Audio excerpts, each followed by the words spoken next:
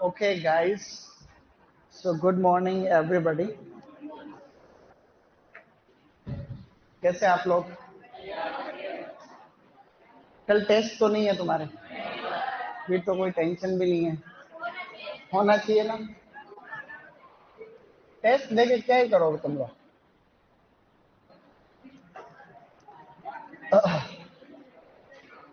देखो, आज एक बहुत अच्छा और जरूरी टॉपिक पढ़ रहे हैं अपन। बहुत इम्पोर्टेंट है।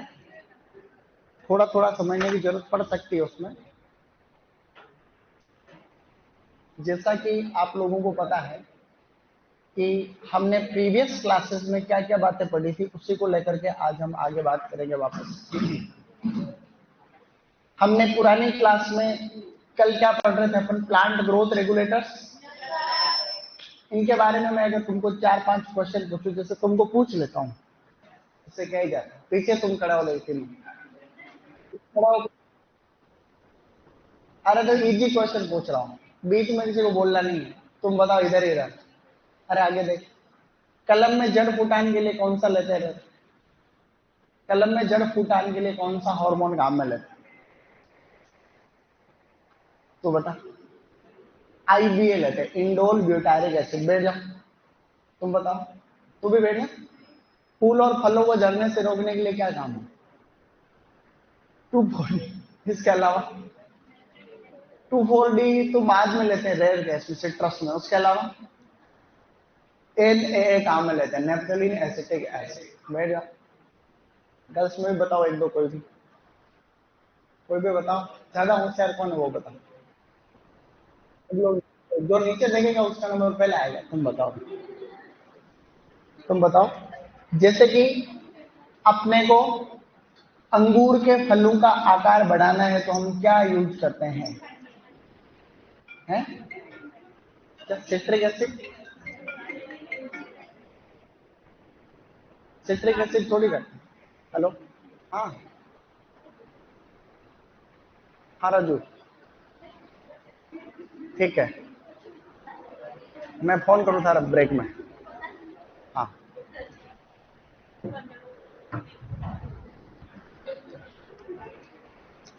तो मतलब क्या काम में ले रहे थे ना? जिब्रेलिक एसिड कितना लेते हैं? तुम बैठ जाओ, बैठ जाओ। तुमको आवे तो भी बैठ जाओ, नहीं आओ तो बैठ जाओ तुम। नेक्स्ट। Next, yes. तुम बताओ भैया, फलों को पकाने के लिए क्या काम में लेते हैं? बैठ जाओ, इथाइलिन। नेक्स्ट। नेक्स्ट। तुम बताओ कि हम लोग जुवेनाइल हार्मोन किसको कहते हैं? Juvenile hormone cytokinin. बैठ जाओ, जुवेनाइल। नेक्स्ट। स्ट्रेस हार्मोन किसको कहते हैं? स्ट्रेस हार्मोन एब्सिसिक एसिड को कहते हैं। बैठ जाओ। नेक्स्ट। तुम बताओ, बीज रहित फल उत्पादन के लिए क्या काम में लेते हैं? बीज रहित फल उत्पादन, indole acetic acid. Indole acetic. Next. तुम बताओ, खुद ब खुद बताना है तुमको, ठीक है ना? हम लोगों को अगर, अच्छा हाँ, अगर हाई साइटोकाइनिन है और जो है ऑक्सिन रेशियो है, अगर हाई साइटोकाइनिन ऑक्सिन रेशियो है तो कौन सी ग्रोथ है? शूट होगी, तो शूट ग्रोथ होगी। और लो है तो रूट ग्रोथ होगी। बैठ जाओ। तो क्या ये चीजें तुमको आ जाएगी? चलो भैया, अब हम लोग बढ़ जाते हैं आगे। तो आज का जो अपना टॉपिक है वो पता है क्या है? वो है अफलन व इसका समाधान। आप और समाधान की जगह आप लोग प्रबंधन कर दो तो ज्यादा बढ़िया। वह इसका प्रबंधन। अफलन की अंग्रेजी क्या होती है? Unfruitfulness. Unfruitfulness and its management. Unfruitfulness and its management. Its management. Management. Unfruitfulness और इसके मैनेजमेंट में हमको कौन कौन सी बातें आनी चाहिए, वो हम लोग शुरू कर रहे हैं। देखो किसी भी बगीचे में यह एक कॉमन दिक्कत, यह एक नॉर्मल सी जो है, कोई भी बगीचा है, बड़ा सा बगीचा, उसमें कोई भी एक प्लांट को आप लोग ऐसे इमेजिन करो कि कोई भी एक पौधा है, इस पौधे में फल की उत्पादन क्षमता है 50 किलोग्राम पर ईयर। कितनी क्षमता है इसकी? लेकिन किसी कारण से इसमें उत्पादन हो रहा है खाली 40 किलोग्राम, खाली 30 किलोग्राम, या कुछ नहीं हो रहा है। इन सभी केसेस को अपन क्या कहते हैं? अफलन कहते हैं। अब अफलन के कई प्रकार के कारण हो सकते हैं, कई सारे इसके जो है अनशन इसके कारण होंगे। तो हम एक टेबल बनाने की कोशिश कर रहे हैं, जो कि 12th की बुक में भी टेबल नहीं दे रखे, लेकिन उस हिसाब से दे रखे हैं। तो अफलन के पीछे मोटे मोटे दो प्रकार के कारक हैं। कुछ ऐसे कारक हैं जो पौधे को अंदर से प्रभावित करते हैं, उनको हम लोग आंतरिक कारक कहते हैं। और ऐसे का आंतरिक का मतलब होता है इंटरनल, क्या कहेंगे? कुछ ऐसे हैं जो इंटरनल फैक्टर्स है बेटा, और कुछ ऐसे कारक हैं जो पौधे के फलन को बाहर से प्रभावित करते हैं, उनको हम क्या कहते हैं? बाह्य कारक कहते हैं। बाह्य का मतलब एक्सटर्नल, एक्सटर्नल फैक्टर्स। विदेश मंत्रालय को अंग्रेजी में क्या कहते हैं बताओ? विदेश मंत्रालय है उसको, यानी कि बाहर के मामले, उसको अंग्रेजी में क्या कहते हैं? उसको कहते हैं मिनिस्ट्री ऑफ एक्सटर्नल अफेयर्स। क्या कहते हैं? मतलब बाहर, विदेशी मंत्रालय ऐसा। तो एक्सटर्नल का मतलब होता है बाहर का, बाहर का। जैसे कई बार अपन कोई ट्यूब लेते हैं, ट्यूब अंग्रेजी का शब्द है। जितने भी शब्द आप यहाँ पे पढ़ते हो ये कॉमन इंग्लिश में भी काम आते हैं, कहीं किसका मतलब क्या होता है। तो कोई भी दवाई लेते दाद हो रहा है तो उसको लिखा आता है कि एक्सटर्नल यूज ओनली, मतलब खाली बाहर ही काम में ले। ऐसा नहीं कि तुम लोग उसको जो है उंगली पर लेकर चाट रहे हो, उससे दाद थोड़ी जो। एक्सटर्नल का मतलब खाली उसको बाहर से यूज करना। अब बाह्य कारक जो फलन को बाहर से प्रभावित करते हैं, इसको ऐसा समझो सीधा सीधा सा, ये कोई भी प्लांट है, ऐसे कारक जो पौधे को बाहर से प्रभावित करते हैं उसको अपन क्या कहते हैं? बाह्य कारक। जो पौधे के अंदर वाले ही कारक है, जो पौधे को अंदर से ही प्रभावित कर रहे हैं, उनको हम लोग आंतरिक कारक। अब बाह्य कारक की एक छोटी सी अपन लिस्ट बना रहे हैं, कोई ज्यादा खास बात नहीं है। जैसे पोषक तत्वों की स्थिति, पोषक तत्वों की स्थिति से हम ये समझते हैं कि भाई एक पौधे को ग्रोथ करने के लिए 17 पोषक तत्व चाहिए, तुमको पता है क्या? अब 17 पोषक तत्वों में से कोई भी एक तत्व भी ऊपर नीचे होता तो दिक्कत हो सकती, नहीं हो सकती? अगर बोरोन जो होता, बोरोन, उसकी कमी पौधे में हो जाती है, तुमको पता परागकण नहीं बनते। तुमने ये टॉपिक पढ़ लिया? अरे पोषक तत्व वाला चैप्टर पढ़ा क्या? न्यूट्रेंट वाला। तो उसमें आता है कि भाई बोरोन की कमी अगर हो गई तो उसके अंदर पराग नली नहीं बनती, परागकण नहीं बनते। अब परागकण किसी भी पौधे का सबसे इंपॉर्टेंट चीज है कि नहीं? अरे भाई परागकण से ज्यादा इंपॉर्टेंट चीज पौधे में क्या है ये बताओ?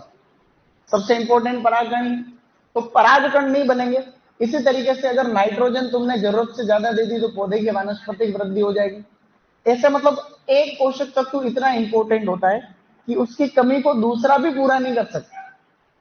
तुम एक चीज पढ़ोगे उसमें, क्राइटेरिया ऑफ एसेंशियलिटी, तुमने नाम सुना होगा, पोषक तत्व आवश्यकता की कसौटी, एक सिद्धांत है, तुम लोग पढ़ लिया क्या? तो मैं वही तो कह रहा हूं तुमसे, न्यूट्रिएंट वाला चैप्टर पढ़ा है नहीं पढ़ा? तो आर्नोन और स्काउट ने जो दिया था क्राइटेरिया ऑफ एसेंशियलिटी, उन्होंने ये कहा था कि भाई कोई भी एक पोषक तत्व है उसकी कमी को वही पूरा कर सकता है, कोई दूसरा उसकी कमी को पूरा नहीं कर सकता। अब तक 17 न्यूट्रिएंट ऐसे हैं जिनके बारे में हमको पता चल गया है। तो इसमें भी ये बाहर से प्रभावित करने वाले कारकों में है, ये लंबा चौड़ा टॉपिक है। और मौसम की स्थिति, अब मौसम की स्थिति तो अनस्टैंड है।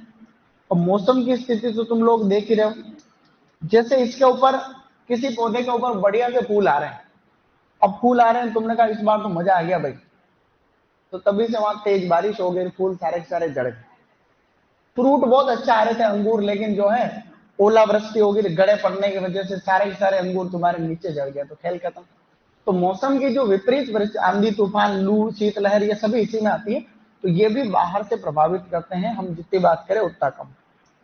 रोग और कीट इतने सारे हैं अनशन, तुमने ये मुझे आदत पड़ गई, अनशन यानी ये आदत पड़ गई पिछले साल में, तो इस आदत को अपन छोड़ना चाहते हैं। मतलब बहुत ज्यादा रोग है, बहुत ज्यादा कीट, रोग इतने ज्यादा हैं कि पूरी की पूरी अपने को प्लांट पैथोलॉजी पढ़नी पड़ती। कीट इतने ज्यादा है कि अपने को पूरी एंटोमोलॉजी पढ़ने पड़ती। कुछ कीट ऐसे हैं जो एक से ज्यादा पौधों को नुकसान पहुंचाते हैं, उनको पॉलीफेगस इंसेक्ट कहते हैं। जो खाली एक पौधे पे ही लगता है उसको मोनोफेगस इंसेक्ट कहते हैं। अब कीटों में तुमने टिड्डी का नाम सुना, टिड्डी दल। अब टिड्डी दल जब आता है तो टिड्डी दल में तो करोड़ों टिड्डियां आती। किस किसने टिड्डी दल देखा कोरोना के टाइम? तो तुमने देखा होगा गांव के गांव ऐसे। हमारी भी टिड्डी नियंत्रण में ड्यूटी लगी थी, मैंने एक बार बताया। तो टिड्डियां यहाँ उदयपुर में आई। तो मैंने पहले भी आपको ये चीज कही थी कि दुर्भाग्य ये है हिंदुस्तान में कि हम अभी बहुत पीछे हैं हर मामले में, चाहे वो हम लोग कल बाढ़ या किसी भी प्रकार की आपदा हो, चाहे कोई मेडिकल इमरजेंसी हो, ये भी अपने एग्रीकल्चर की इमरजेंसी तो थी। तो ऐसी कोई बड़ी समस्या आती है उसको निपटाने के लिए हिंदुस्तान में अपने यहाँ कोई अच्छी व्यवस्था नहीं है। इसके पीछे कई कारण जिम्मेदार। तो अब हमारे पास में जो टिड्डियां आई, अब वो तो करोड़ों में टिड्डियां उड़ती है एक जगह से दूसरी जगह, मतलब करोड़ों टिड्डियां से एक साथ में उड़ती है। अब उनके कंट्रोल के लिए हमारी सबकी ड्यूटी लगे। एक्चुअली क्या है, जब टिड्डी आई थी उस समय कोरोना लॉकडाउन चल रहा है थी। तो हम यहाँ से गए थे, यहाँ उदयपुर का लास्ट गुजरात बॉर्डर।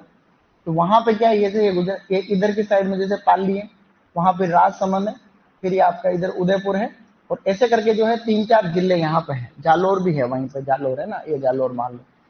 तो अखबार में न्यूज क्या थी, अब हमारे पास कोई साधन तो था ही नहीं, नियंत्रण करते कैसे करते बताओ? करोड़ों टिड्डी और पहाड़ी क्षेत्र, ठंड का मौसम, और ऊपर से टिड्डी जहां बैठती है वो पूरा पूरा साफ कर देती। टिड्डी का पूरा पूरा दल आता है, जहां बैठता है सारी वनस वेजिटेशन पूरा खत्म, और फिर उड़ करके चले जाते कहीं और में। तो हम क्या करते थे, हम उनको उड़ाते थे, और तो क्या ही करें, हमारे पास कोई करना। तो बार छपती थी न्यूज अगले दिन कि उदयपुर के कृषि विभाग ने टिड्डी को जो है राजसमंद की तरफ धकेल दिया। अगले दिन राजसमंद के अखबार में इन्होंने सिरोज में खदेड़ा, फिर आ गए इन्होंने जालोर में खदेड़ा, फिर क्या उदयपुर वालों ने ऐसे। अब खदेड़ा क्या ही खदेड़े बताओ, हमने कुछ नहीं खदेड़ा। वो तो हुआ यूं कि भी टिड्डी दल ठंड के मौसम में 12 बजे तक तो उड़ती भी नहीं। ठंड की वजह से वो बैठी रहती है जहां बैठा हुआ है, टिड्डियां का गुच्छा गुच्छा बैठ रहे थे, छोटे छोटे छोटे बहुत सारे टिड्डियां। अब जैसे ही 12 बजती है, थोड़ी थोड़ी धूप लगती है, तो वो टिड्डियां अपने आप उड़ती है, और जिधर हवा चलती है उधर जाती है वो टिड्डी। वो किसी के कंट्रोल में है नहीं, इतना लंबा चौड़ा। तो वो यूं ही आ रहे थे कि कृषि विभाग ने ऐसे क्या। फिर हम लोग टंकियां ले लेके दौड़ रहे थे उनके पीछे। टंकी, तो एक टंकी मैंने भी बांधी पीछे, वो मजदूर थे हमारे साथ में, लेकिन फिर मैंने कहा मेरे को दो। तो एक टंकी मैंने पीछे बांधी, और फिर वो इलेक्ट्रिक वाली, मतलब पेट्रोल से चलती है ना वो 32 लीटर वाली, तो पीछे। और फिर उसकी फुहार इतनी 30 फीट तक जाती है उसकी फुहार। रेस बढ़ाने का भी आता है, तो उसकी फुहार जो है ऐसे ऐसे, तो वो मजा आता है। जैसे ही वो बंदूक नहीं देते अपना आदमी, ये टिड्डियां अब कंट्रोल करेंगे। मैंने वीडियो बना रखा है यूट्यूब के ऊपर, तुमको दिखाऊंगा बाद में। तो नवीन ने बना लिया वीडियो, तो काम आ, तो वो चलता नहीं इंटरनेट देखे। हाँ, थोड़ी देर बाद में, थोड़ी देर अभी। तो रोग, अब बड़े बड़े रोग कौन, उस टिड्डी में क्या हुआ, हमारे यहाँ अपना एक ज्वाइंट डायरेक्टर थे, उनका नाम नहीं ले रहा हूँ। तो ज्वाइंट डायरेक्टर की सबकी ड्यूटी उधर ही लग रखी थी, वो एसडीएम थी। एक्चुअली क्या है, ये जो पिछला इलाका है, यहाँ पे अधिकारी पता कौन से लगते हैं, यहाँ जो ट्रेनिंग आईएएस ही लगता है। जैसे एसडीएम जनरली एक उपखंड स्तर पे एक एसडीएम में लगता है, प्रशासनिक अधिकारी, तहसीलदार, एसडीएम। अब एसडीएम इन इलाकों में उसको लगाते हैं जो ट्रेनिंग आईएएस होता है, जो पिछले जितने भी इलाका, क्योंकि आईएएस की अच्छी ट्रेनिंग होना जरूरी रहती है। तो शुरुआत में आईएएस को बहुत तकलीफ देते हैं। जैसे एक डॉक्टर होता है ना, डॉक्टर, तो जब डॉक्टर पीजी करते हैं, एमबीबीएस के बाद में पीजी करते हैं, तो उनको बहुत परेशान करते हैं सीनियर लोग, प्रोफेसर लोग, उनको मतलब पूरे दिन काम करवाते रहते ताकि वो एक अच्छे डॉक्टर बने आने वाले टाइम। तो जो आईएएस होते हैं उनको ट्रेनिंग होती है 2-3 साल, 5 शुरू के 5 साल में उनसे जितना हो सकता है उतना काम करवाते हैं। तो ये पिछड़े इलाकों में डाले, जहाँ रहने की ढंग से व्यवस्था नहीं है, लोग बाग पत्थर फेंकते हो एसडीएम के कार्यालय पे, ऐसी जगह। तो वहां एक खतरनाक एसडीएम लड़की थी, वो थी साउथ इंडिया की। और कृषि विभाग का कौन है, कृषि विभाग का कौन है, हमको नाम बताओ, ये टिड्डिया है, इनका कुछ करो तो सही। तो हमारे यहाँ पे हमारे कृषि विभाग वाले तो इस तरह से जीव होता है बेटा। कोई तहसीलदार भी बोले तो हाँ सब क्या हुआ क्या हुआ है। अरे भाई हम सब लोग है तो सही वहां पे, सबको दौड़ के जाने की क्या जरूरत। तो अपने जो जिला स्तर का अधिकारी होंगे मैडम के सामने जाके, हाँ मैडम क्या हुआ क्या हुआ। तो काम नहीं किया, वही ड्यूटी 3-4 दिन वहीं सो रहे थे, इधर उधर जहाँ जगह मिल रही थी, कोई होटल में सो रहा, कोई कहाँ सो। तो रात को अधिकारी लोगों की आदत रहती है ड्रिंक करने, कोई 2-4 ग्रुप में मिल गए, तो रात को सुबह उठे तो उनको पता ही नहीं चल रहा कुछ। अब ठंड के मौसम में टिड्डियां की टिड्डियां बैठी हुई इस पे पूरे पेड़ के ऊपर। तो हमारे जो राम नायक का नाम था उनका, तो वो जॉइंट डायरेक्टर पत्थर लेकर के यूज फेंक रहा है इसको, यूज मजाक मजाक में, कभी उड़ा के देखते हैं, सुबह उठ नहीं रही। तो ऐसे वीडियो बना रहे थे नॉर्मल पीछे लड़के हमारे जैसे वीडियो बनाने वाले, तो ये वीडियो बना रहे थे कि देखो कितनी सारी टिड्डी है, हमने पहले देखी नहीं कभी। तो उस वीडियो में वो भी आ गया, पत्थर फेंक रहे जो गलती से, वो वीडियो उस राज्य स्तर के ग्रुप में चला गया जो हमारे कृषि विभाग का ग्रुप बना हुआ। तो वो फिर अगले दिन वो बड़े लोगों ने देख लिया तो उनको सस्पेंड कर दिया सर। तो ये अगले दिन अखबार में हेडिंग छपी थी कि टिड्डी नियंत्रण करते हुए कृषि विभाग के अधिकारी, वो पत्थर फेंक रहे थे वो बात, ठीक है। हाँ, तो ऐसे करके हो गई थी घटना। तो एक्चुअली क्या है कि रोग और ये भी बाहर से बहुत सारे रोग है, बहुत बहुत अच्छे साइंटिस्ट की जरूरत है आज देश को, सही बताऊं। दूसरा फिर ड्रोन से भी किया था, अगले दिन थोड़े ड्रोन आए थे, लेकिन क्या ही करेंगे इतनी टिड्डी आ जाती है। इसके अलावा ट्रेनिंग एंड प्रूनिंग, तो हमने पढ़ा ही था कि अच्छे तरीके से अगर आप समय पे ट्रेनिंग और प्रूनिंग नहीं करते हो तो भी पौधे में दिक्कत होने के पूरे चांस है। अगर आप टाइम पे ट्रेनिंग प्रूनिंग कर रहे हो तो खूब फल आएंगे।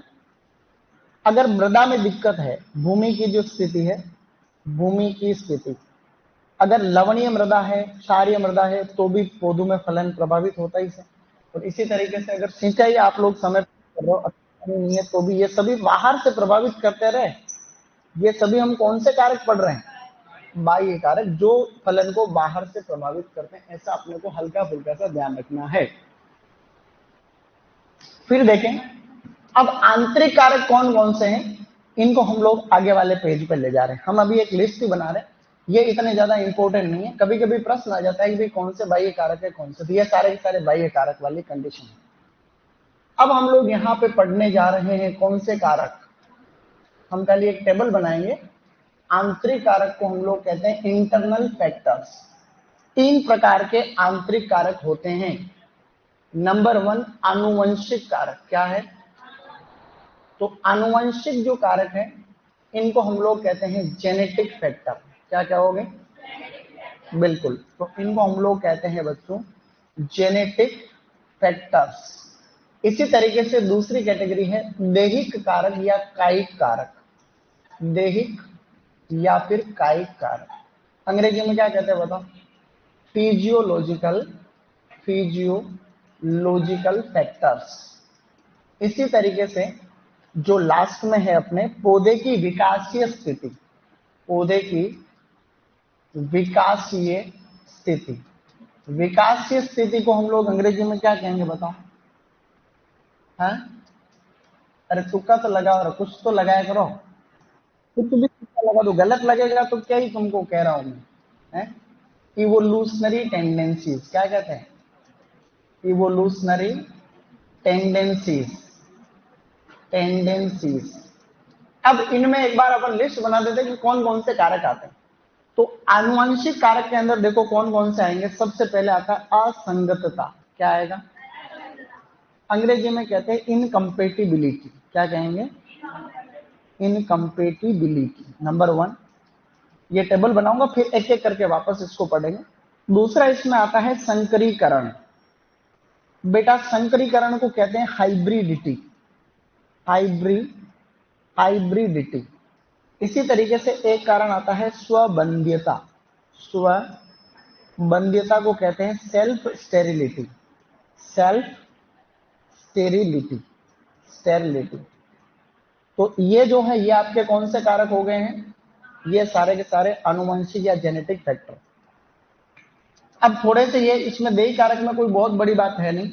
एक तो इसमें आता है CN अनुपात यानी CN रेशियो, और एक इसके अंदर आता है हार्मोन का असंतुलन, हार्मोन्स असंतुलन, असंतुलन। इस टेबल को अपने को याद करना, इस टेबल को याद करना, इसलिए अपन पहले इसको लिख रहे हैं, क्योंकि एग्जाम में सीधा ही आ जाएगा कि कौन कौन से कारक कौन कौन से है, तो ऐसा अपने को पता रहना चाहिए। अब इसके अंदर कौन कौन से कारक आते हैं? नंबर 1 आता है अपूर्णता, सीधा अपन याद रखते हैं, अपूर्ण फूलों के निर्माण को कहते हैं अपूर्णता। एक इसमें आता है जिसको कहते हैं विषम काल पक्वता, विषम काल पक्वता को हम लोग क्या कहेंगे? डाइकोगेमी, डाइकोगेमी इंपोर्टेंट है। और इसी प्रकार से एक होता है पराग कणों का उर्वर न होना, पराग कणों का उर्वर न होना। पूर्वर न होने का मतलब नपुंसकता कहते हैं, कोई भी परागकण किसी काम के नहीं। लास्ट में मैं लिख रहा हूं, लास्ट शब्द ये, जिसको कहते हैं विषम वृत्तिकात्व। विषम वृत्तिकात्व को हम कहेंगे हेटेरोस्टाइल। क्या कहेंगे? हेटेरोस्टाइल। हेटेरोस्टाइल। अब मैं तुमको फटाक से एक वीडियो बता देता हूँ, फिर अपन एक एक करते हैं। देखना है क्या? किसी को कोई हंसना हंसना ऐसा कुछ भी अलाउड नहीं है उसमें। समझ गए तुम लोग? क्या बात है। ये अमोर्फोफाइलस है, पता है तुमको? हैं? हैं? अच्छा एक नाम बताओ। एलिफेंट फूट याम होता है, एलिफेंट फूट याम, उसका साइंटिफिक नेम क्या होता है? जमेगन। अमोर्फोफाइलस कंपानुलेटस, तो ये भी अमोर्फोफाइलस की ही एक प्रजाति है शायद। इसका नाम बताओ क्या है? हैं?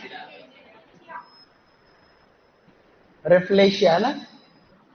ये दुनिया का सबसे बड़ा फूल है। ये देखो, आदिवासी है। अपन इस पर सर्च करते हैं यूट्यूब।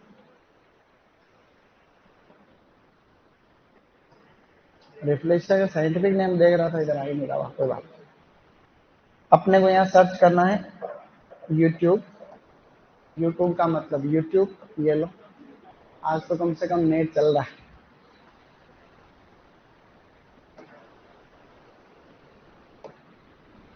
हमें यहाँ पे पता है सर्च, सीधा मेरा ही नाम आ रहा हो।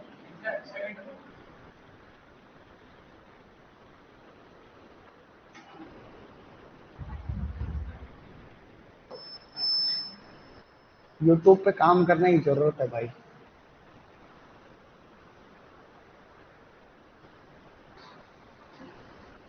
इसमें देखना हुआ तुम कहीं टिड्डी, बहुत 2-3 साल पहले की बात है। चल, आज की तारीख में ऐसा इंटरनेट चलेगा तो कैसे काम चलेगा? जीएल सर को बोलते वो एलन मस्क वाली वो ले लो डिवाइस, वो आ रही ना एलन मस्क वाली डिवाइस, जिसमें कहीं पर भी इंटरनेट है। ये तो हमारे साथ क्या मजदूर थे, लेकिन फिर वो मैंने कहा मेरे को दो एक, फिर ऐसे हम लोग कर रहे थे, लेकिन टिड्डियां थी अनशन है।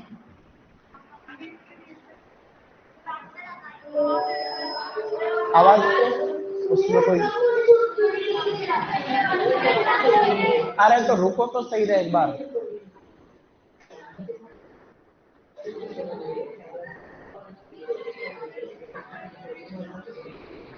तुम लोग भी शैम्पू से नहाया करो ताकि धुआं नहीं पड़े, तुम्हारे बालों में धुआं पड़ जाती है लड़कों। छोटा सा वीडियो बना था।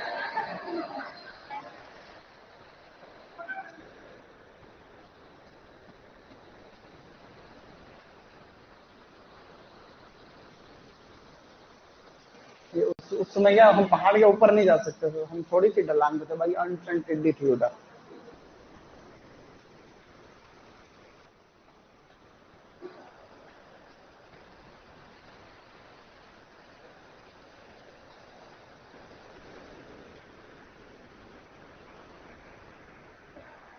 उस समय अच्छा फोन था नहीं।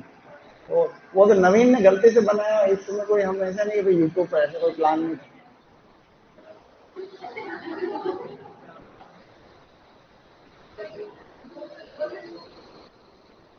लेकिन ये टंकी तो तुरंत खाली हो जाती थी, जैसे ही भरी 10 मिनट में खाली, वापस भरने के लिए 1 किलोमीटर दूर।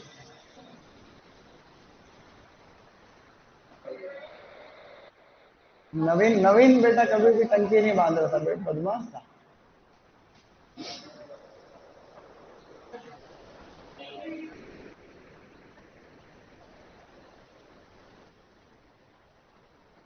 नहीं भाई, लियाकत अली जी साथ में थे।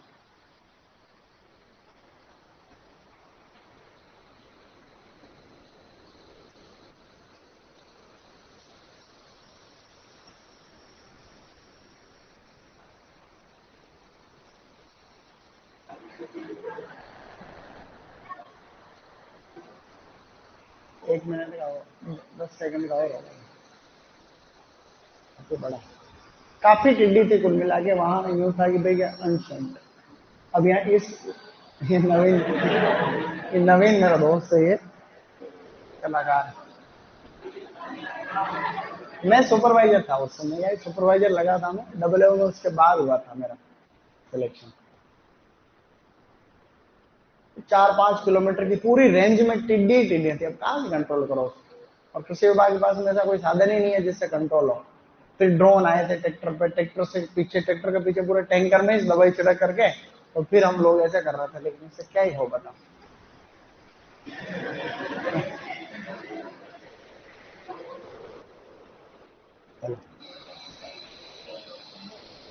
मतलब नीचे ऊपर सब जगह चारों तरफ देखोगे तो टिड्डियां टिड्डियां थी, लेकिन ये उस इलाके में कम था माहौल है।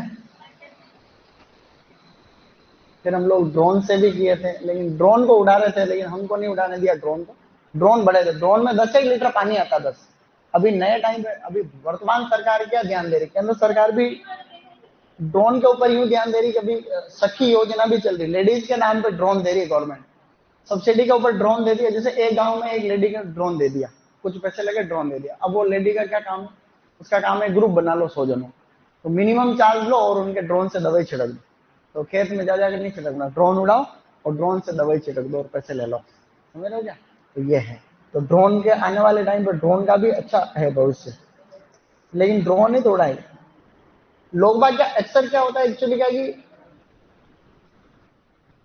तो ये वाली टेबल अपने को याद करनी है, क्या तुमको याद हो जाएगी ये? तो हमने अभी तक कुछ पढ़ा भी नहीं है, हमने खाली ये किया है यहाँ पर कि आंतरिक कारक 3 प्रकार के हैं। कौन कौन से हैं? आनुवंशिक, दैहिक और विकासीय प्रभाव। तो हम लोग अभी जो पढ़ने जा रहे हैं वो हम लोग पढ़ेंगे सबसे पहले आनुवंशिक कारक। तो आप लोगों को शुरुआत यहां से करनी है आनुवंशिक कारक से। तो आंतरिक कारक में अपन जो पढ़ेंगे सबसे पहले, जो आंतरिक कारक यानी कि जो इंटरनल फैक्टर्स है, उसके अंदर पहले नंबर पे कौन सा है? आनुवंशिक कारक, जेनेटिक फैक्टर। बेटा आनुवंशिक कारक के अंदर जो सबसे पहले नंबर पे है वो है असंगतता। तो असंगतता को हम लोग हल्का सा समझने की कोशिश करते हैं। असंगतता के अंदर, वैसे असंगतता कुछ ज्यादा बड़ी बात नहीं, इसको इनकम्पेटिबिलिटी कहते हैं। आप इसको हल्का सा ऐसे समझो, जैसे कोई भी फूल है, इस फूल के अंदर नर भी है और मादा भी है, मतलब फूल अच्छा है, फूल पूर्ण विकसित है। जब नर मादा दोनों ही होते हैं तो फूल पूर्ण विकसित हो जाता कि नहीं होता? नर मादा दोनों ही है, मतलब एक फैमिली कंप्लीट हो गई, अब कुछ भी हो जाए तो कोई दिक्कत नहीं, ऐसे। अब यूं, अब इसके अंदर मेल भी ठीक है, फीमेल भी ठीक है, नर और मादा पूर्ण विकसित है, उसके बावजूद भी ये जब परागकण है और ये यहाँ पे बीजांड है, तो इन दोनों की स्थिति भी ठीक है, मतलब इन दोनों की स्थिति ठीक होने के बाद में परागण तो हो जाता है, लेकिन किसी कारण से निषेचन नहीं हो पाता। किसी जेनेटिक प्रॉब्लम के कारण कोई न कोई ऐसी कमी होती है, किसी में भी हो सकती है, या तो वो पराग कणों के अंदर हो सकती है या वो बीजांड के अंदर होती है। इस कमी के कारण इसमें परागण होने के बाद में निषेचन नहीं होता और फूल जड़ जाता है, फ्रूट नहीं बन सकता। इस प्रॉब्लम को क्या कहते हैं अपन? असंगतता। असंगतता बीजांड में भी हो सकती है, इसमें भी हो सकती है। थोड़ी देर बाद में अपन स्वबंध्यता पढ़ेंगे, स्वबंध्यता, सेल्फ स्टेरिलिटी, वो खासकर जो है इसके अंदर होती है, वो आपके मेल के अंदर होती है। बाकी अभी जो है ये आपकी क्या है, ये इसमें भी हो सकती है, इसमें भी हो सकती है। मैं लाइन बोल करके आपको क्या लिखाऊंगा आगे कि भाई जननांग पूर्ण विकसित यानी नर मादा पूर्ण विकसित, परंतु पराग कणों में या बीजांड में कोई आनुवंशिक प्रॉब्लम होने के कारण ये फूल परागित होने के बाद में नष्ट हो जाता है, मतलब निषेचन नहीं हो पाता। इस प्रॉब्लम को क्या कहते हैं? असंगतता, ए शॉर्ट एज। दूसरी जो प्रॉब्लम है उसको हम लोग कहते हैं, सेकंड प्रॉब्लम, संकरीकरण। क्या कहेंगे? अब संकरीकरण को आपको हल्का सा समझने की आवश्यकता है। हाइब्रिडिटी, हम कोई भी नई वैरायटी विकसित करते हैं, कोई भी अच्छी नई किस्म विकसित करते हैं, अच्छी बात है, विकसित करनी चाहिए। तो अब मैं आपको हल्का सा समझाने की कोशिश कर रहा हूं। मैं यहाँ पे लिख रहा हूँ मेंजीफेरा इंडिका। क्या लिख रहा हूँ? मेंजीफेरा इंडिका आम को कहते हैं, और आगे मैं मेंजीफेरा की कोई दूसरी स्पीसीज लिख रहा हूं। माना कि यहाँ पे मैं लिख रहा हूँ मेंजीफेरा ओडोराटा। क्या लिखा मैंने? Mangifera odorata. ये दो प्रजातियां मैंने आपके सामने लिख दी, एक ये, एक ये। कोई भी वैज्ञानिक नाम हम लोग लिखते हैं तो पहला नाम तो उसके जीनस का रहता है, दूसरा नाम स्पीसीज का रहता है। पहला नाम उसमें उसका वंश होता है, दूसरा उसकी प्रजाति या फिर उसकी जाति होती है। हम ज्यादातर जितने भी संकरण कराते हैं वो दो वेराइटीज के बीच में कराते हैं। तो जैसे अभी जितनी भी आम्रपाली, रत्ना, दशहरी, ये सभी वैरायटी पढ़ते हैं, वो सभी वैरायटी किसकी है? मेंजिफेरा इंडिका की तो है। मतलब वैरायटी छोटी चीज है, स्पीसीज बड़ी चीज है। तो एक ही स्पीसीज के अंदर बहुत सारी वैरायटी हो सकती। तो हम आम की आज दिन तक जितनी भी सभी किस्में पढ़ेंगे, वो सारी किस्में किसकी है? मतलब जो वैरायटी इसके अंदर अंदर, जैसे हमने संकरण कराया आम्रपाली के बीच में, और हमने करा दिया जैसे अर्का अनमोल कोई वैरायटी के बीच में, ये दोनों मेंजिफेरा इंडिका की वैरायटी है, तो आपस में आराम से संकरण हो जाएगा। जैसे हमने संकरण कराया, मान लो, बहुत बढ़िया, मान लो कि हम जो संकरण करा रहे हैं, हमने संकरण कराया दशहरी और नीलम के बीच में, तो ये दोनों मेंजिफेरा इंडिका की वैरायटी है, तो इनके बीच में आराम से संकरण हो जाएगा, क्योंकि इनमें आनुवांशिक दूरी कम है, जेनेटिक जो डिस्टेंस है वो क्या है? कम। लेकिन हम लोग चले दो प्रजातियों के बीच में संकरण कराने, हम लोग संकरण करा रहे हैं इंटरस्पेसिफिक, क्या करा रहे हैं? अंतर जातीय संकरण करा रहे हैं। हम मेंजिफेरा इंडिका का संकरण किसके साथ करा रहे हैं? तो धीरे धीरे आनुवंशिक दूरी बढ़ रही, नहीं बढ़ रही, जेनेटिक डिस्टेंस बढ़ रही है। कई बार क्या होता है, एक संकरण होता है इंटरजेनेरिक, हम लोग जो है किसी मेंजिफेरा का संकरण किसी सीधा का सीधा किसी दूसरी प्रजाति के साथ में, जैसे केरिका के साथ में करा दिया, पपीता है केरिका, एक उदाहरण के लिए समझा रहा हूं, दूसरा जीनस है पूरा पूरा, और मेंजिफेरा भी दूसरा जीनस है। तो जब हम दो जीनस के बीच में डिस्टेंस मतलब संकरण कराते हैं, तो दूरी कितनी ज्यादा बढ़ गई, और दूरी बढ़ गई। तो यहां पर जैसे जैसे आनुवंशिक रूप से दूरी बढ़ती है, वैसे संकरण के फेल होने के चांस भी क्या होते हैं? बढ़ जाते हैं। इस प्रोसेस को अपन क्या कहते हैं? संकरीकरण। मैं आपको एक एग्जांपल से और समझाने की यहाँ पे कोशिश कर रहा हूँ, हल्का फुल्का समझाने की कोशिश में अपन है। जैसे कि बहुत बढ़िया, अपन इसको मिटा देते हैं। जैसे हमने नींबू वर्गीय फल है अपने सिट्रस, हम सिट्रस के अंदर हमने संकरण कराया, एक तो है किंग और एक उसके बीच में है विलो लीफ। क्या है? हमने किंग और विलो लीफ, ये दोनों भी अलग अलग प्रजातियां हैं, ये दूर दूर की प्रजाति, ये तो किंग है और ये विलो लीफ है। इसको तो कहते हैं सिट्रस नोबिलिस, समझने के लिए बता रहा हूं, और इसको कहते हैं सिट्रस डेलिसियोसा। क्या कहते हैं? सिट्रस नोबिलिस और सिट्रस, इन दोनों के बीच में संकरण करा के हमने बनाया किन्नो। क्या बनाया? तो किन्नो एक अच्छा रिजल्ट है। किन्नो खाया तुमने? तो किन्नो हमने दो प्रजातियों के बीच में संकरण कराया तो भी अच्छा रिजल्ट बन गया। अर्थात जब हम दो प्रजातियों के बीच में संकरण कराते हैं या दूर दूर का संकरण कराते हैं, तो इस बात की गारंटी नहीं है कि अच्छा रिजल्ट आएगा। कभी अच्छा आ गया, एक संकरण और कराया, मान लो कि एक संकरण हमने कराया जिसको अपन कहते हैं पॉन सिट्रस, समझने के लिए बता रहा हूं खाली, pawn citrus trifoliate, trifoliate into हमने कराया सिट्रस साइनेंसिस। सिट्रस साइनेंसिस किसको कहते हैं? माल्टा को कहते हैं। तो हमने इस ट्राइफोलिएट ऑरेंज के बीच में और इसके बीच में संकरण कराया, तो हमारे सामने बना सिट्रेंज। क्या बना? सिट्रेंज बन गया।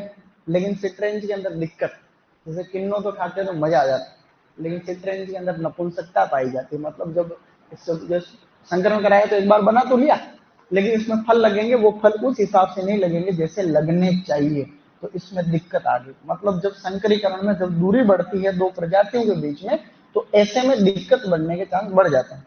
जैसे कि एक एग्जांपल, जैसे एक संकरण है ब्लैक मैन, जैसे एक हाइब्रिड बनाया ब्लैक मैन, किस किस के बीच में संकरण करा के इसको बनाया था?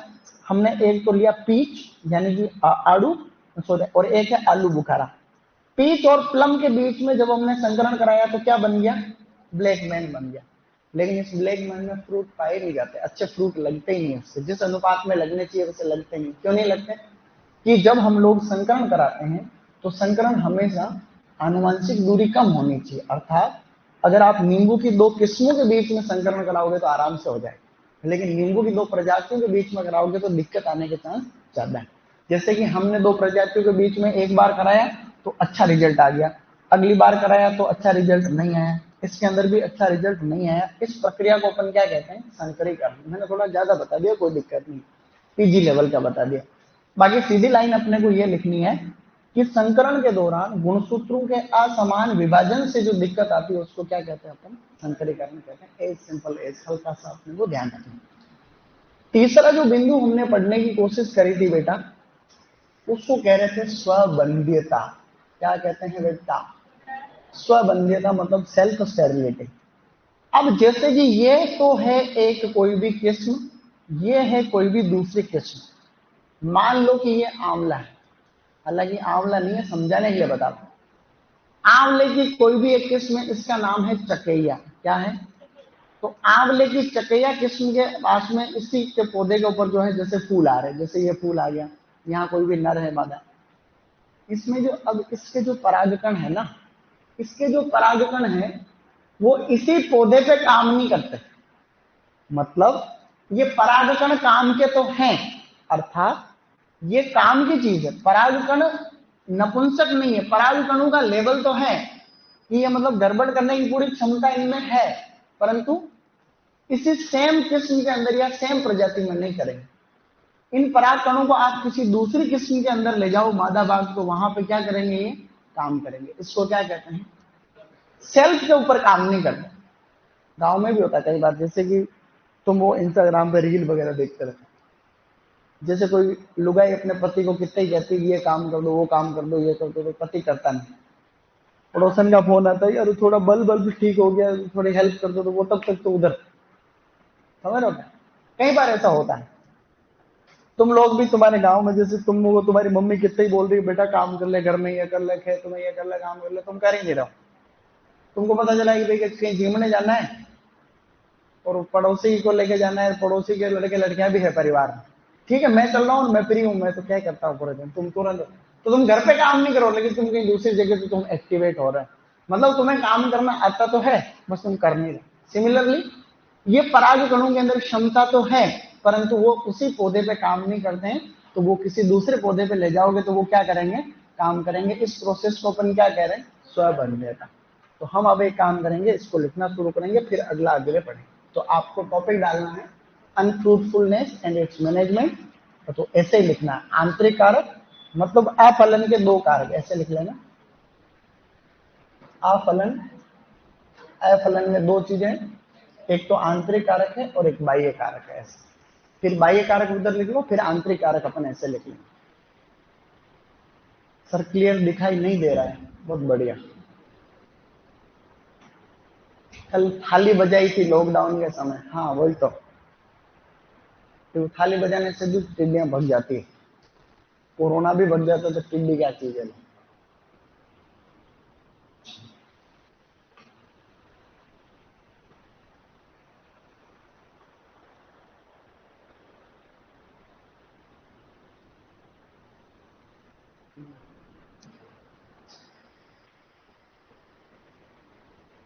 अब थोड़ा सुधरा।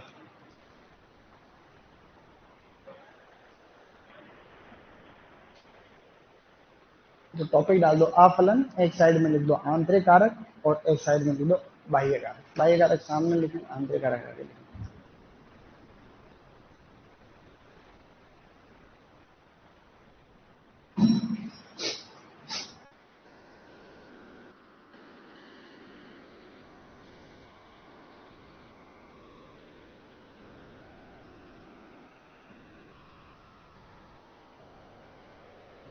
नीचे भूमि की स्थिति है और उसके बाद है सिंचाई। भूमि की स्थिति यानी मृदा की स्थिति, अनुपयुक्त भूमि होती है बहुत बार, है ना, जैसे प्रॉब्लमेटिक सॉइल, एसिडिक है, कोई एल्कलाइन है, कोई सेलाइन सॉइल है, ऐसा वो नीचे लिखा हो भूमि की स्थिति। मृदा की स्थिति या भूमि की स्थिति एक ही बात।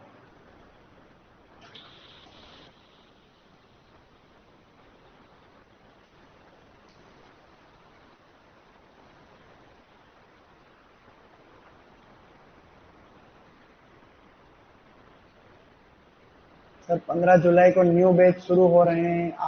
मैं चाहता हूं कि उसमें पीछे छूट गया तो उसमें से शुरू करूं। अरे ऐसा कुछ नहीं है, मैं तुमको पहले बता देता हूँ। तुम नए बैच में जुड़ के भी कोई न्याल नहीं करोगे, मैं तुमको अभी बता दूं। तुम यहाँ हो वहां सही हो, अभी सेट हो चुके हो यहाँ पे, थोड़ा बहुत पीछे का छूट रहा तो वो कवर हो जाएगा। नए सिरे से स्टार्ट करने की कोई गलती में नहीं करनी अपने। जो गया वो इतिहास हो गया, जो आएगा वो भविष्य है क्या? तो अभी जहां पढ़ रहे हो वहीं पढ़ो, पुराना थोड़ा बहुत कवर हो जाएगा आगे। अब तुम आगे हो क्यों वापस पीछे जाने पे तुले हो? माना कि तुम 10वीं क्लास में आ गए, सर 9वीं क्लास तो हमने ढंग से पढ़े नहीं, वापस 9वीं में जाके बैठ जाओ, है कि नहीं? तो ऐसे कोई गलती नहीं करनी कि वापस तुम दूसरे बैच में जा रहे हो। जहां हो वहां सही हो मेरे हिसाब से, फिर तुम जानो तुम्हारा काम है।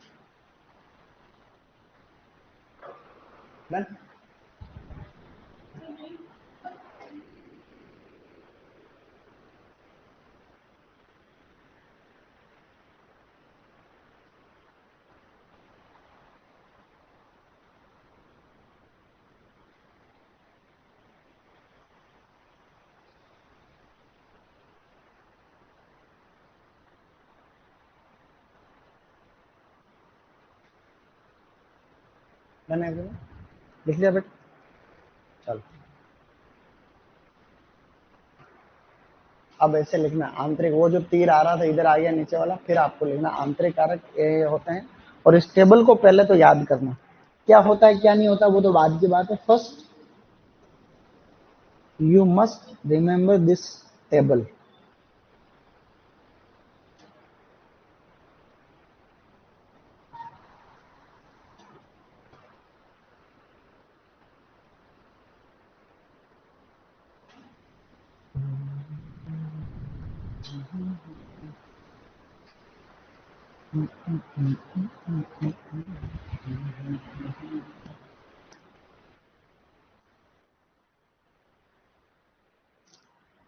अगर आप डबल कैसे बने वो उसका वीडियो यूट्यूब पर लाओ। मैं जब यहाँ तुमको बताने के लिए तैयार हूं तो यूट्यूब पे क्यों अपने सीक्रेट आउट करें, है कि नहीं भाई? कैसे बने तो ये मैं तुमको यही बता दूंगा, यूट्यूब पे लाने की क्या जरूरत। सबसे पहले तो कृषि विभाग में वैकेंसी आना बहुत बड़ी बात होती है। भर्ती तो आए पहले, डबल तो बन जाओगे तुम सब, लेकिन भर्ती आएगी 200, फिर कैसे बनोगे? भर्ती 200 की आती है, ज्यादा से ज्यादा डबल 200 आती है, बाकी आते हैं 20 30 50 60 100 200 ऐसे बस।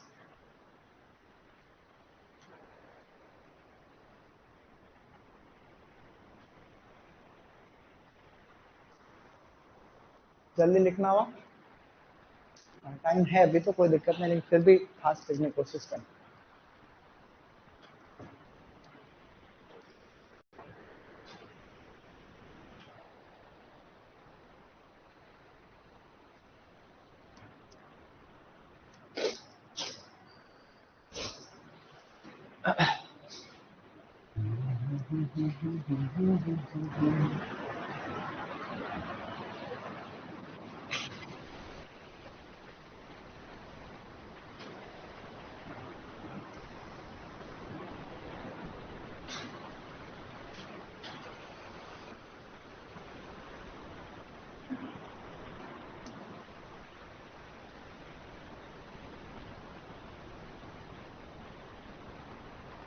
अपूर्णता का मतलब है अपूर्ण फूलों का निर्माण।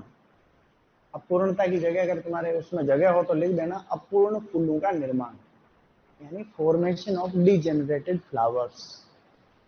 अपूर्ण फूलों का निर्माण जगह हो तो, बाकी अपूर्णता लिख दो, आगे बढ़ाओ ना वहां पे अपन लिख देंगे अपूर्ण फूलों का।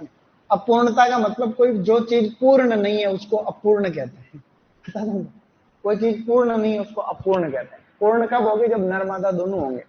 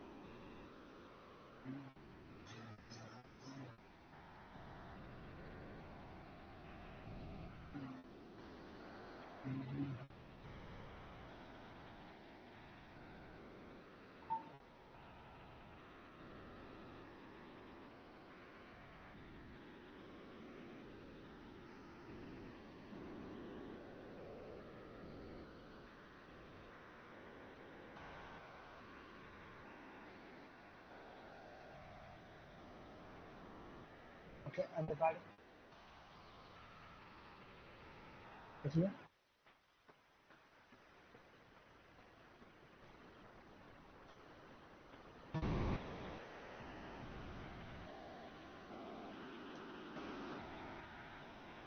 अब आगे लिखाऊंगा ना, बोल के लिखाना है मेरे को, आगे लिखा रहा हूँ।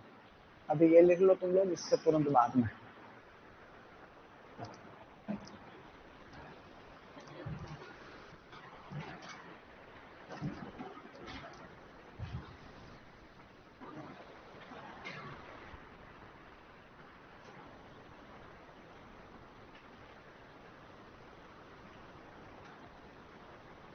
विषम वृत्तिकात्व को बोलते हैं हेटेरोस्टाइल।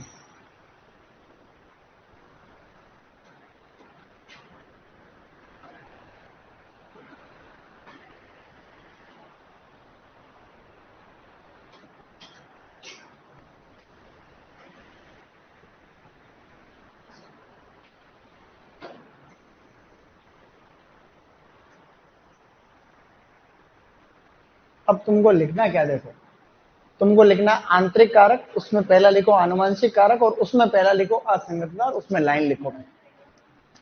उधर वाला छोटा थोड़ी किसी छूट गया, शाबाश।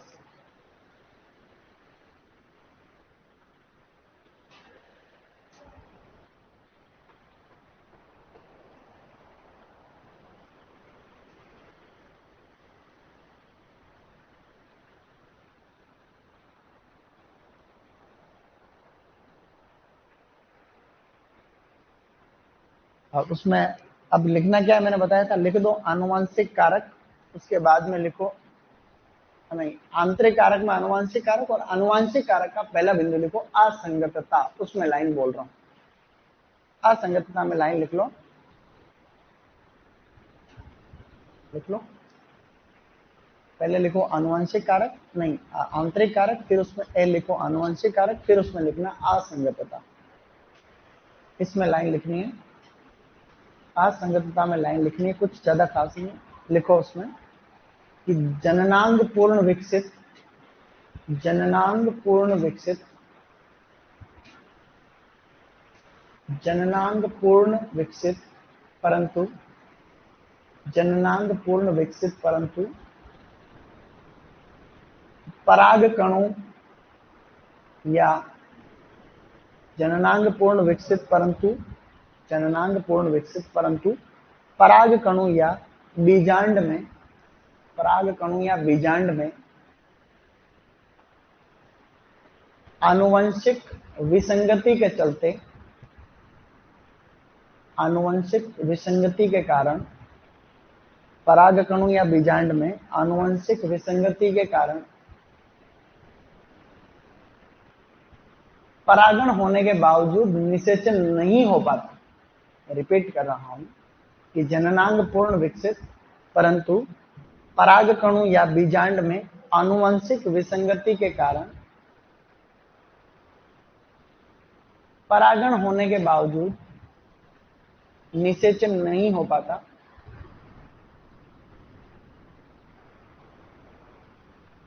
के बावजूद निषेचन नहीं हो पाता, परिणाम स्वरूप, परिणाम स्वरूप फूल नष्ट हो जाता है, परिणाम स्वरूप फूल नष्ट हो जाता है, परिणाम स्वरूप फूल नष्ट हो जाता है, परिणाम स्वरूप फूल नष्ट हो जाता है। कंसिक्वेंटली जो फ्लावर होता है वो ड्रॉप हो जाता है या फिर वो खत्म हो जाता है, ऐसा, ठीक है ना। दूसरा लिखना है, उसमें लिखो एग्जाम्पल भी लिख लो, इसमें लिखो, जैसे एग्जाम्पल लिखो, उदाहरण सेब नाशपाती आड़ू, सेब नाशपाती आड़ू, इसमें लिखो उदाहरण सेब नाशपाती आड़ू। अब आनुवंशिक कारण में दूसरा कारक लिखना है संकरीकरण, दूसरा लिखो संकरीकरण, संकरीकरण में लाइन लिखनी है, आनुवंशिक कारक का दूसरा है संकरीकरण, इस संकरीकरण में आपको लिखना है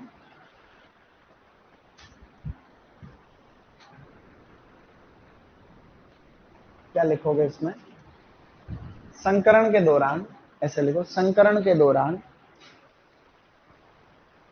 संकरण के दौरान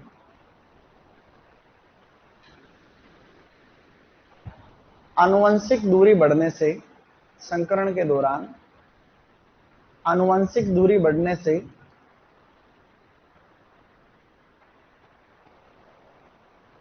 गुणसूत्रों का असमान विभाजन होता है, संकरण के दौरान, क्या बोला था मैंने, संकरण के दौरान आनुवंशिक दूरी बढ़ने से गुणसूत्रों का असमान विभाजन होता है, परिणाम स्वरूप अफलन होता है, परिणाम स्वरूप अफलन होता है, परिणाम स्वरूप अफलन होता है। इसमें परिणाम स्वरूप अफलन होता है, लिख तो पा रहे हो ना सभी। अब इसमें बोर्ड में से लिखना क्या है, हालांकि तो सब लिखो, लेकिन इसमें लिखने का कोई लॉजिक नहीं है, लेकिन फिर भी कम से कम अपने को कुछ संकरण तो याद होवे। तो एक तो लिख लो ब्लैक मैन, ब्लैक मैन किन किन के बीच से बना, पीच और प्लम। एक लिखो सिट्रेंज, सिट्रेंज बना है पोनसिट्रस ट्राइफोलिएट और सिट्रस साइनेंसिस, सिट्रस साइनेंसिस। ऐसे हम लिख सकते हैं, ताकि हमें दो संकरण याद करने वालों को याद हो जाएंगे। हालांकि ये एग्जाम में नहीं आएगा, लेकिन फिर भी दूसरे हिसाब से कभी आ जाए। जैसे अभी एक आया था टेंगलो, टेंगलो नींबू वर्गीय फलों में अनसंट संकरण है, इंटरस्पेसिफिक हाइब्रिड की बहुत बड़ी लिस्ट है। ऐसे लिख लो, जल्दी लिखो ना। आपको लिखना ब्लैकमैन, उसके आगे लिखा पीच प्लम। अब लिखना सिट्रेंज, CITRANGE, सिट्रेंज, और फिर उसमें लिखा pawn citrus trifoliate into citrus sinensis, मतलब सिट्रेंज बनाया है पॉन सिट्रस। आप समझे नहीं? यूं लिखना था, ब्लैकमैन लिखा, उसके आगे डैश डैश करके लिख दो पीच इनटू प्लम, या तो ऐसे लिख दो। फिर लिखो सिट्रेंज, सिट्रेंज के आगे ये लिख दो पॉन सिट्रस ट्राइफोलिएट और सिट्रस साइनेंसिस।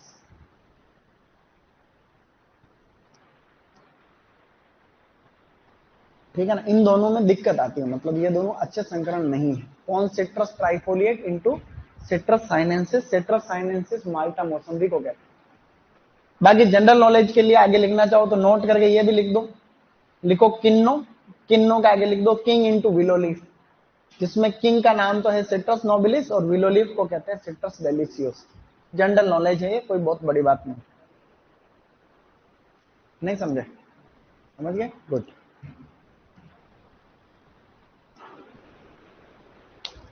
ये सभी संकरण जनरल, ये पीजी के पीजी वाली चीजें मैं तुमको ऐसे बता दी तो इसलिए लिख लो, ताकि प्री पीजी में हम लोग लिखते हैं इसको, क्योंकि कभी जैसे सिट्रेंज का संकरण भी पूछ लेते हैं, उसमें सिट्रेंज किस किस के बीच में, ऐसे करके और भी है, ये भी पूछ लेते हैं। किन्नो तो तुम्हारे भी पूछेंगे, किन्नो तो फाइनल है तुम्हारे पूछ, KINNOW, किन्नो एक संतरे की किस्म है जो कि किंग और विलो लीफ के बीच में संकरण कराई है। इस किंग का वैज्ञानिक नाम होता है सिट्रस नोबिलिस और विलो लीफ को कहते हैं सिट्रस डेलिसियोसा, DELICIOSA, डेलिसियोसा। लिख पा रहा? गुड। ऊपर वाला नहीं लिखना, मेंजीफेरा इंडिका, मेंजीफेरा पजांग ओडोराटा, ये मैंने ऐसे लिखा, समझाने पूरा मैटर समझाने के लिए था। हल्का फुल्का समझ में आ जाएगा तो ठीक है, बाकी कोई बात, ज्यादा टेंशन नहीं लेनी चाहिए। हो गया? अभी सुपरवाइजर में प्रश्न आया था कि भाई किन्नो किस किस के बीच का संकरण है, तो वो है सिट्रस नोबिलिस का और सिट्रस डेलिसियोसा। ये सुपरवाइजर कोटा यूनिवर्सिटी के अंदर प्रश्न है। ओके, अब लास्ट है आगे स्वबंध्यता। तीसरा पॉइंट लिखो, एक तो लिख लिया आपने असंगतता, फिर लिखा संकरीकरण, एंड देन आपने लिखना है स्वबंध्यता। तो तीसरा पॉइंट आपको लिखना है स्वबंध्यता। स्वबंध्यता में लाइन बोल रहा हूं,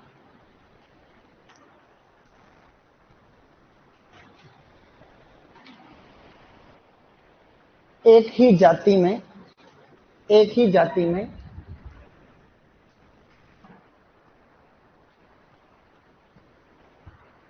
उसी जाति के पराग कणों का, एक ही जाति में उसी जाति के पराग कणों का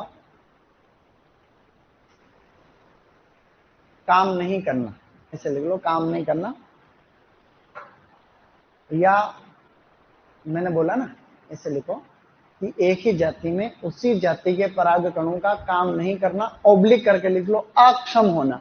बारे में लिखना है, काम नहीं करने को अपन बोलते हैं अक्षम होना, अक्षम होना या सक्षम नहीं होना, ऐसा यानी कि कार्य नहीं करना, मतलब वहां काम नहीं करते हो।